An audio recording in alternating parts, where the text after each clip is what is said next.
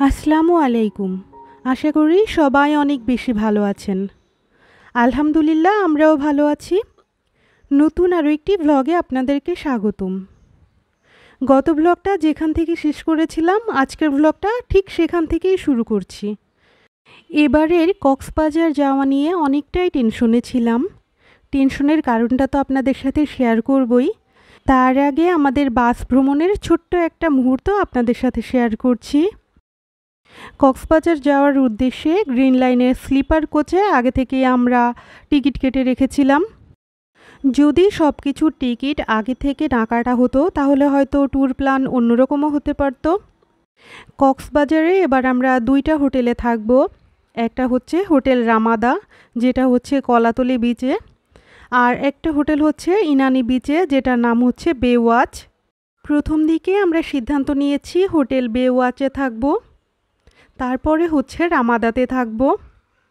তো বাস কিন্তু আমাদের অলরেডি স্টার্ট শুরু হয়ে গিয়েছে।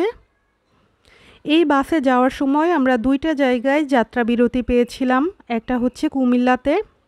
আমাদের বাসের টাইম ছিল রাত 11টায়, তাই রাতের ডিনার বাসা থেকেই কমপ্লিট করে এসেছিলাম। এখানে যাত্রা বিরতি পাওয়ার পর হালকা নাস্তা করে নিয়েছি আমরা। এবারেই খুব টেনশন নিয়ে কক্সবাজারের উদ্দেশ্যে যাত্রা শুরু করেছিলাম। যেহেতু আমার ছোট বাচ্চা আছে তাই টেনশনটা একটু বেশিই ছিল। আর টেনশনের কারণটা হচ্ছে বর্তমান চলমান যে রাজনৈতিক পরিস্থিতি সেটা। আমরা যেদিন রওনা দিব তার 2-3 দিন আগ থেকেই আমাদের বাংলাদেশে খুবই অস্থিতিশীল পরিস্থিতি ছিল। কারণটা হচ্ছে সাবেক যে রাজনৈতিক নেতা ওনার রায়ের দিন ছিল ওই দিন আর কি। বাস কলাবাগান থেকে ছাড়ার কথা থাকলেও ধানমন্ডি 32-এর যে পরিস্থিতি, সেজন্য হচ্ছে বাস কলাবাগান থেকে না ছেড়ে আরামবাগ থেকে ছেড়েছে। দেশের অবস্থা সেদিন খুবই থমথমে ছিল, আপনারা সবাই হয়তো জানেন।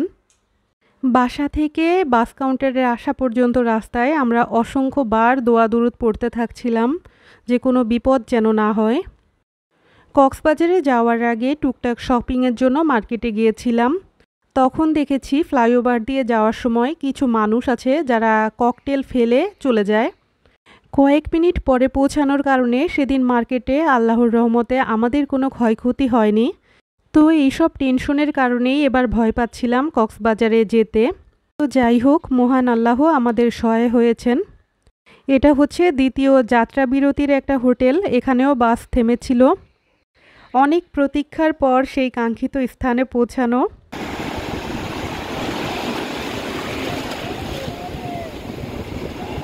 বাস তো কলাতলি থামে, তো ওইখান থেকে কলাতলি বিচে একদম আমরা সরাসরি চলে গিয়েছিলাম সমুদ্রকে দেখতে। মহান আল্লাহর কাছে হাজার হাজার শুকরিয়া যে তিনি আমাদের এত সুন্দর একটা জায়গা দেখতে দিয়েছেন। তো ওখান থেকে সকালের ব্রেকফাস্টের জন্য বিচের খুব কাছে একটা রেস্টুরেন্ট পেয়েছিলাম, সেটার নাম হচ্ছে পৌষি। সেখানে গিয়ে চট্টগ্রামের ঐতিহ্যবাহী সোনার ডাল নিয়েছিলাম স্যুপ আর হচ্ছে ভেজিটেবল।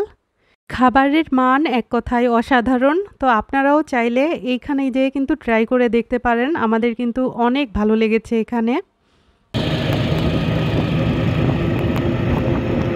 ওখান থেকে একটা গাড়ি ভাড়া করে আমরা হচ্ছে ইনানি বিচে চলে যাব। কলাতলি বিচ থেকে ইনানি বিচে যেতে প্রায় 1 ঘন্টা সময় লাগে। আর এই 1 ঘন্টা যাওয়ার মধ্যে আপনারা এরকম সুন্দর প্রকৃতি দেখতে দেখতে যেতে পারবেন। এখানে এক পাশে ছিল পাহাড় আর অপর পাশে ছিল সমুদ্র।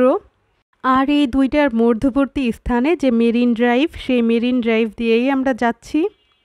ঢাকা থেকে আমরা রওনা দিয়েছিলাম রাতে, আর কক্সবাজার পৌঁছাতে পৌঁছাতে আমাদের 8টা-9টা বেজে গিয়েছিল।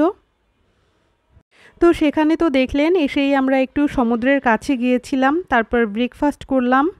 তো সেখানে সময় লেগেছিল 1-1.5 ঘন্টা মতো। আর আমাদের হোটেলের এন্ট্রি টাইম ছিল দুপুর 2টা। তো সেজন্যই খুব ধীরে সুস্থেই সব কিছু করতে পারছিলাম। এখানে যাওয়ার পথে একটা ন্যাচারাল ঝর্ণা দেখতে পেলাম। এটাই হচ্ছে কক্সবাজারের ন্যাচারাল যে ঝর্ণা সেটা। অপর একটি ঝর্ণা আছে যেটা স্থানীয়দের কাছ থেকে জানতে পারলাম সেটা মোটর দিয়ে চালিত। তো ঝর্ণাটা দেখতেই কিছুক্ষণ সময় আমরা এখানে থামলাম। তারপরে আবার হচ্ছে ইনানি বিচের উদ্দেশ্যে রওনা দিলাম।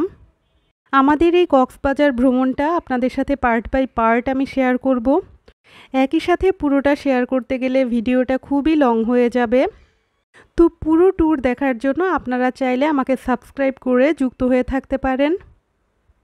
আমরা চলে এসেছি আমাদের কাঙ্ক্ষিত লক্ষ্যে, সেটা হচ্ছে হোটেল বেওয়াচে। এখানে আমাদের এন্ট্রি টাইম 2টা ছিল, কিন্তু আমরা তার আগেই এসে পৌঁছেছিলাম।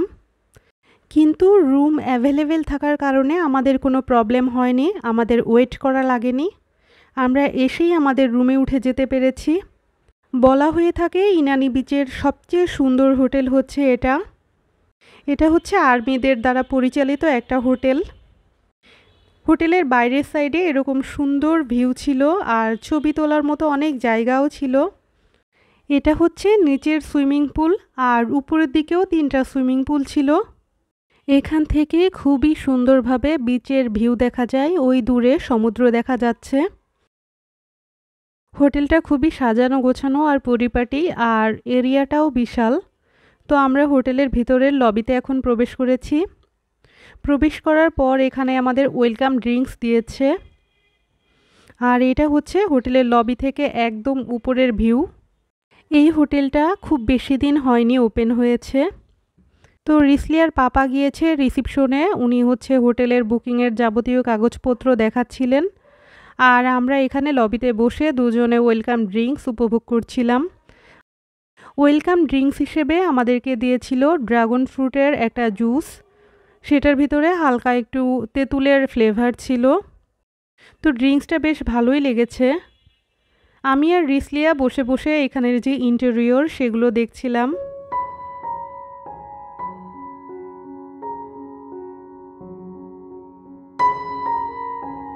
তো এখানে আমার মেয়েকে নিয়ে একটু ফটোশ্যুট করছিলাম, আর দূরে রিসলিয়ার পাপা দাঁড়ানো। সব ফর্মালিটিস কমপ্লিট হতে রিসিপশনে বেশ কিছুটা সময় লেগেছিল। ঢাকা থেকে রওনা দেওয়ার মুহূর্তে যে আতঙ্ক কাজ করছিল সে সব কিছুই এখন চলে গিয়েছে। আমরা তো খুবই রিল্যাক্স ফিল করছিলাম। আর এই হোটেলের এই জিনিসটা তো খুবই সুন্দর, ঝিনুকের ভিতরে একটা মুক্তা। রিসিপশনের সব কাজ কমপ্লিট হয়ে গিয়েছে, আমরা এখন রুমে যাব। বুকিং দেওয়ার সময় বলাই থাকে যে রুম অ্যাভেলেবেল থাকবে সেটা হচ্ছে আমরা পাবো। তো আমাদের 616 এই রুমটা অ্যাভেলেবেল ছিল। কার্ড পাঞ্চ করে ভিতরে ঢুকলাম, আর এইখানে ইলেকট্রিসিটি জ্বালানোর জন্য আবারও কার্ড এখানে রেখে দিলাম। তো মাশাআল্লাহ, এই হচ্ছে আমাদের রুমের ফার্স্ট লুক।